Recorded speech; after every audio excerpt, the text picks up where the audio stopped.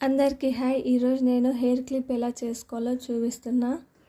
First white paper తీసుకొని దానిపైన పెన్సిల్తో ముందు బటర్ఫ్లై ఇమేజ్ని డ్రా చేసుకోవాలి. దానిపైన ప్లాస్టిక్ షీట్ పెట్టి ఇమేజ్ మొత్తం ప్లాస్టిక్ కవర్ పైన స్కెచ్ పెన్తో నీట్గా డ్రా చేసుకోవాలి. ఇలా చేసుకున్న తర్వాత B7000 గ్లూ హెల్ప్తో అతికిస్తున్నాను. ఈ B7000 గ్లూ అనేది బయట డ్రా మెటీరియల్ షాప్లో దొరుకుతుంది. నేనైతే మీషోలో ఆర్డర్ పెట్టుకున్నా. మీకు కావాలంటే మీషోలో కూడా తీసుకోవచ్చు. ఈ గ్లూ అనేది తొందరగా ఆరిపోకుండా కొంచెం తడిగా ఉంటుంది. నిదానంగా కూడా మనం డిజైన్ చేసుకోవచ్చు. ఇదంతా డిజైన్ చేశాక కాసేపు పక్కన పెట్టుకోవాలి. ఎందుకంటే ఇది బాగా డ్రై అవ్వాలి. తర్వాతనే మనం ఇంకో డిజైన్ని కూడా చేసుకోవచ్చు. తర్వాత జర్దోసిని తీసుకొని 2 పార్ట్స్ సమానంగా కట్ చేసుకొని వాటిని పైన అతికించాలి. తర్వాత వైట్ కలర్లో ఉండే రౌండ్ షేప్ కుందన్స్ని కూడా అతికించుకోవాలి. మళ్ళీ మిడిల్లో గోల్డ్ కలర్ కుందన్స్ని 3 అతికించాను. తర్వాత సైడ్కి బ్లూ కలర్ అలాగే రెడ్ కలర్ కుందన్స్ని ఒకదాని తర్వాత ఒకటి నిదానంగా పక్కకి కదలకుండా అతికించుకోవాలి.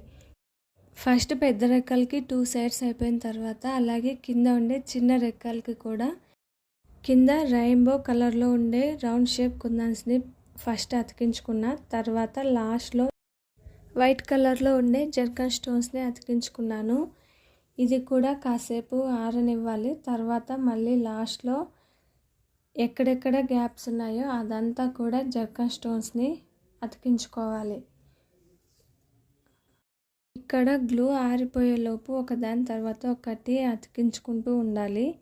నేను 2 చేతులతో అతికిస్తున్నా కూడా అది ఫాస్ట్గా అయిపోవడం లేదు, పక్కకి కదులుతూ ఉన్నాయి. అందుకే గ్లూ వేసుకున్న తర్వాత నిదానంగా వాటిని ఒకదాని తర్వాత ఒకటి అతికించుకోవాలి. రెడ్ కలర్ కుందన్స్ పక్కనే నేను గోల్డ్ కలర్ కుందన్స్ని కూడా అతికించుకున్నాను లాస్ట్లో. ఇలా మొత్తం అయిపోయిన తర్వాత అది పూర్తిగా ఆరిపోయే వరకు మనం పక్కన పెట్టుకోవాలి. లేదంటే కుందన్స్ అనేవి సరిగ్గా ఉండకుండా ఊడిపోతాయి. అందుకే పూర్తిగా డ్రై అయ్యే వరకు దాన్ని పక్కన పెట్టుకోవాలి. ఈ బటర్ఫ్లై ఇమేజ్ అనేది నీట్గా రావాలంటే మనం స్టిక్ చేసుకునే దాన్ని బట్టి ఉంటుంది. కాబట్టి నిదానంగా వాటిని అతికించుకుంటూ ఉండాలి. ఇవి బాగా డ్రై అయిన తర్వాత మనం కదిలించినా దాన్ని కిందకి పడేసినా కూడా కుందన్స్ అనేవి ఊడిపోకుండా ఉంటాయి.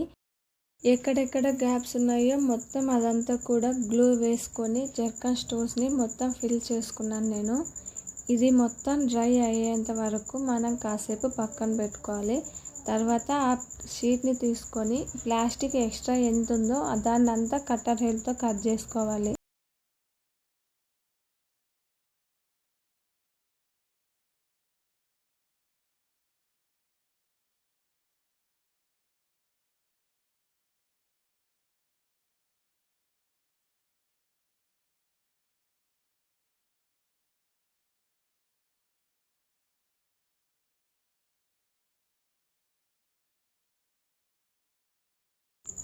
ఇక్కడ ట్రిమ్మర్కి సరిగ్గా రావడం లేదని నేను కత్తెరతో దాన్ని కట్ చేసుకున్నాను.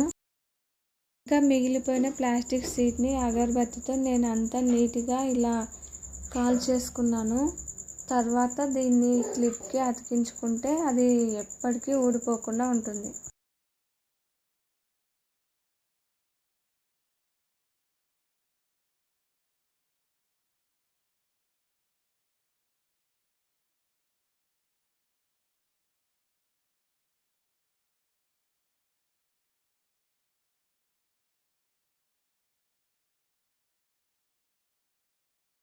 బటర్ఫ్లై హెయిర్ క్లిప్ అనేది రెడీ అయింది. నచ్చితే లైక్ చేయండి. Thanks for watching.